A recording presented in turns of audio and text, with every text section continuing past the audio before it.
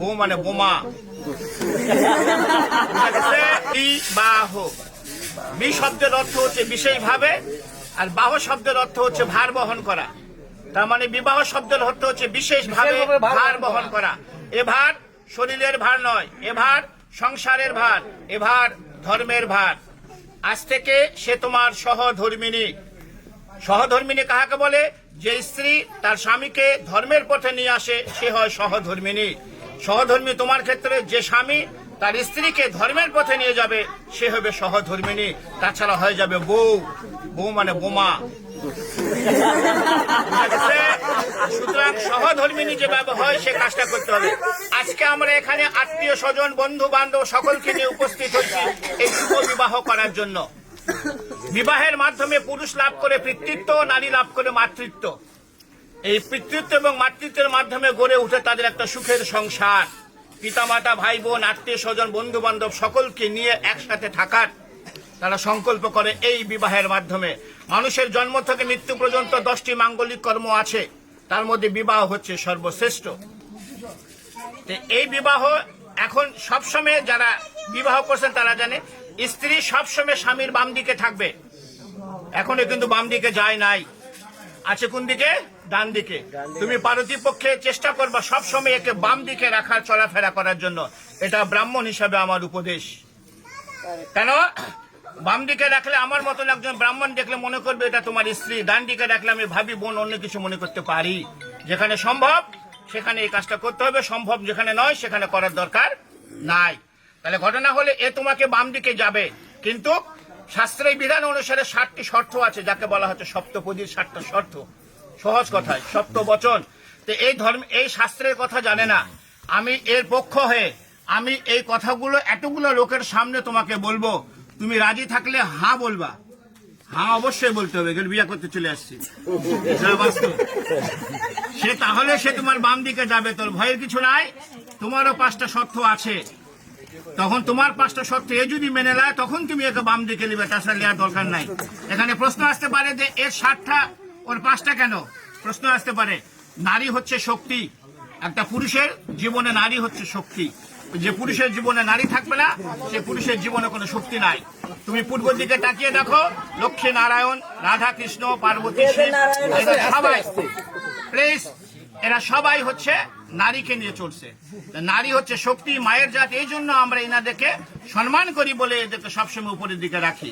তাহলে এখন এর যে 7টা শর্ত আছে আমি তোমাকে আগে হিন্দিতে বলবো, আমি যেহেতু হিন্দিতে বলবো এবং পরে বাংলায় বুঝিয়ে দেবো। তুমি রাজি থাকলে এবং এমন জোরে হা বলবো আমরা তখন সকলে শুনতে পারি। ক্লিয়ার? বলছে প্রথমে, হে পতি বা হে স্বামী, তীর্থ যাত্রা, व्रत उद्यापन, यज्ञ दान, पूजा पार्वन, उपवास इत्यादि शुभ कर्मों मेरे साथ लेकर करोगे तो मैं आपके बाम भाग में जाऊं। बोलছে হে পত্নী বা হে স্বামী, আজ থেকে যদি কোনো তীর্থযাত্রা, ব্রত উদযাপন, যজ্ঞ দান, পূজা পার্বণ, উপবাস ইত্যাদি শুভ কর্ম একে সঙ্গে নিয়ে করো, তাহলে সে তোমার বাম দিকে যাবে, তাছাড়া নয়। কারণ সে গোত্রান্তর হয়ে তোমার গোত্রে চলে গেছে। রাজি কি রাজি নয়? राजी। द्वितीय, होम यज्ञ आदि करके देव को पूजन तथा श्रद्धा तर्पण आदि में पितरों में मेरे साथ लेकर पूजन करोगी, मैं तो आपके बाम भाग में जाऊं। बोलते होम यज्ञ आदि, ऐसे होम यज्ञ आदि करे যদি কোনো দান করতে চাও এবং তথা শ্রদ্ধা তর্পণ, অর্থাৎ আমাদের মহালয়া যে হয় না, পিতৃপুরুষের নামে পূর্বপুরুষের নামে জল দিতে হয়, তিল তর্পণ করতে হয়। এই পূর্বপুরুষ যেহেতু সে গোত্রান্তর হয়ে তোমার গোত্রে গেল, এখন তোমার বাসায় যদি এই বিধানটা থাকে তাহলে একে সঙ্গে নিয়ে তোমাকে করতে হবে, তাহলে সে তোমার বাম দিকে যাবে, তাছাড়া নয়। राजी। तृतीय, कुटुंब के रक्षा करो, अतिथि आप्यायन करो और घर में गौ महिष पशु रखो, फिर उनको पालन करो। संसार धर्म में रत रहो, मैं तो आपके बाम भाग में जाऊं। बोलছে কুটুমকে রক্ষা করো, মানে অতিথি আপ্যায়ন করো। অতিথি হচ্ছে নারায়ণ। বাসায় যদি তোমার সম্ভব হয় গরু মহিষ এগুলো পালন করতে চাও এবং সংসার ধর্মের মধ্যে যদি রত থাকতে চাও, তাহলে সে তোমার বাম দিকে যাবে, তাছাড়া নয়। राजी। चौथे ভালো করে শুনবা, धन धान्य आदि के खर्च करो, दूसरे के घर में रखो, तो मेरे साथ पूछ के करोगे तो मैं आपके भाम भाঙবে যাও। এতদিন যা করেছি এখন থেকে ধন ধান্য আদিকে খরচ করে ইচ্ছা মতন আর খরচ করা যাবে না। দুসরেকে ঘর মে রাখো, অন্যকে যদি বাসায় রাখতে চাও, অন্য যে কোনো হোক, কোনো কাজের হোক তোমার যে, তাহলে এর সঙ্গে একটু পরামর্শ করে তাহলে তোমাকে রাখতে হবে, তাছাড়া নয়। রাজি। पांचवे, मंदिर बगीचा घर तालाब इत्यादि बनाओ, बना के तथा उसके रक्षा करो तो मैं आपके बांग भाग में जाओ। भगवान যদি কোনো সময় কি কৃপা করে তুমি মন্দির বানাও, বাগিচা বানাও, ঘর বানাও এবং বানানে শুরু হবে না, ওদেরকে রক্ষা করো, তাহলে সে তোমার এগুলো পরামর্শগুলো তার সঙ্গে একটু করতে হবে, কারণ সে হয়ে যাবে সহধর্মিণী। তার মানে তার সঙ্গে একটু পরামর্শ করে এই কাজগুলো করতে হবে, তাহলে সে তোমার বাম দিকে যাবে, তাছাড়া নয়। রাজি। এখন এই দুটো ভালো করে শুনবা। परदेश में यह अपना देश में व्यवसाय वाणिज्य चाकरी कृषि काज करके कमा कर लाओ और मेरे संपूर्ण भरण पोषण करो, मेरे बाबा माँ भाई बहन आत्मीय स्वजन के सम्मान करो तो मैं आपके बाम भाग में जाऊं। निजेर देश होक विदेश होक, যার যে কর্ম ব্যবসা বাণিজ্য চাকরি কৃষি কাজ করে ইনকাম করে এনে এর সম্পূর্ণ ভরণ পোষণ তোমাকে করতে হবে। এর বাবা মা ভাই বোন আত্মীয় স্বজন যেগুলো আছে তাদেরকে সম্মান করতে হবে, তাহলে সে তোমার বাম দিকে যাবে, তাছাড়া নয়। রাজি। এটা একটু ভালো করে শুনো তুমি, তোমার কাছে কোনো সমস্যা নেই। সাথে, आज से हम आपका पत्नी सब सुख दुख भाग करके लेऊंगा और रत्न तो हीन भावना और कामना हुए, परंतु पर स्त्री और पर नारी के नाश हो तो मैं आपके बाम भाग में जाऊं। কি বলছে?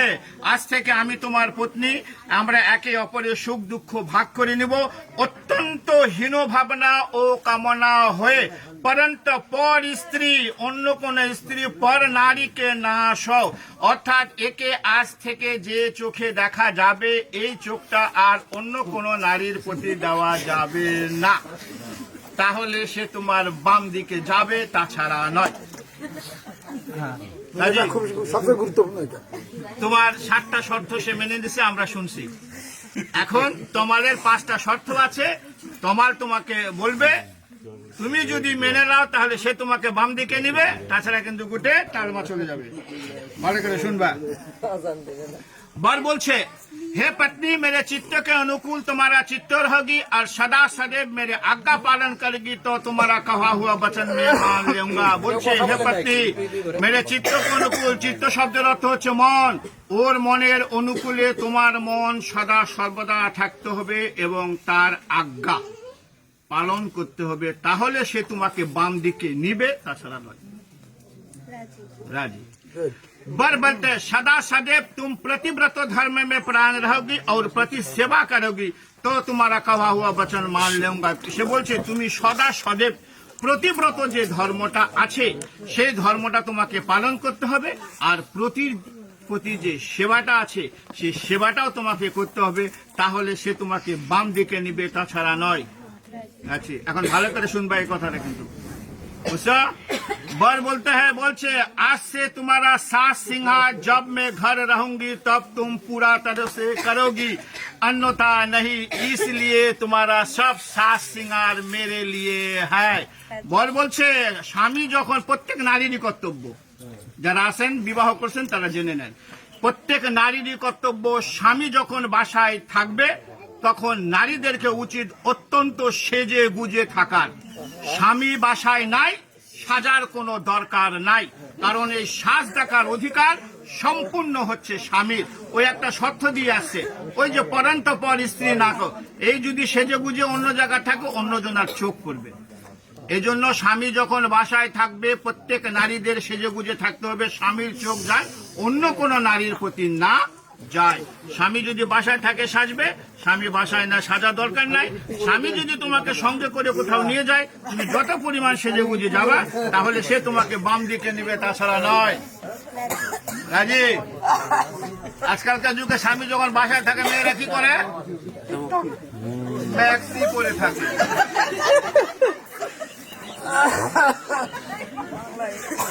4 नंबर और बोलছে, मेरे घर में मेरे बाबा माँ, सुनते को सुनबा, मेरे घर में मेरे बाबा माँ भाई बहन भाभी जी है, उसके सच आज्ञा पालन में तत्परान रहोगी और मेरा बाबा माँ के सेवा करेगी तो तुम्हारा कहा हुआ वचन मान लूंगा। বলিছে তুমি এই পরিবারে 20 বছর 22 বছর 24 বছরের পিতামাতা ইনারা, আমি ইনাদেরকে ভুলতে বলিনি। এই পিতামাতাকে যেভাবে ভালোবাসছো এর চেয়ে দ্বিগুণ ভালোবাসা দিয়ে ওর যে পিতা মাতা ভাই বোন ভাবি আছে ওদেরকে ভালোবাসতে হবে, ওদের সচাজ্ঞা অর্থাৎ সত্য উপদেশ পালন করতে হবে এবং মেরা বাবা মা ওর যে বাবা মা আছে তাদেরকে সেবা করতে হবে, তাহলে সে তোমাকে বাম দিকে নিবে, তাছাড়া নয়। রাজি। সর্বশেষ बोलते मेरे घर में जो देवता पितर है उसके सवेरे नहाकर पूजन माजन तुमको करना पड़ेगी और मेरे संसार रखा करोगी, मान सम्मान देकर रहोगी तो तुम्हारा कहा हुआ वचन मान लूंगा। বলছে আমার বাসায় যে মন্দির আছে, প্রত্যেকটা সনাতন ধর্মের বাসায় একটা ছোট্ট গৃহ মন্দির আছে, এই মন্দিরে সকালে উঠে স্নান করে পূজন মাজন অর্থাৎ পূজা পার্বণ তোমাকে করতে হবে, ওর সংসার রক্ষা করতে হবে। তুমি শর্ত দিয়ে আসছো ধন ধান্য আদিকে খরচ করো, ওই খরচ করবে না, এখন তোমাকে টাকা এনে দিবে, তুমি ইচ্ছা মতন খরচ করবা, তা কিন্তু কার হবে না। ওর সংসার রক্ষা করতে হবে, ওর মান সম্মান দিয়ে রক্ষা করতে, ওই যে শর্ত আগে দিয়ে আসছে মান সম্মান দিয়ে থাকতে হবে। তুমি সেজে গুজে আসো, আমি যাই বললাম তো তোমার বউকে দেখলাম খুব সাজে গুজে আসে, মান সম্মানের একটা হানি হবে। অর্থাৎ মান সম্মান রেখে রहोगी तो तुम्हारा कहा हुआ वचन में मान लूंगा।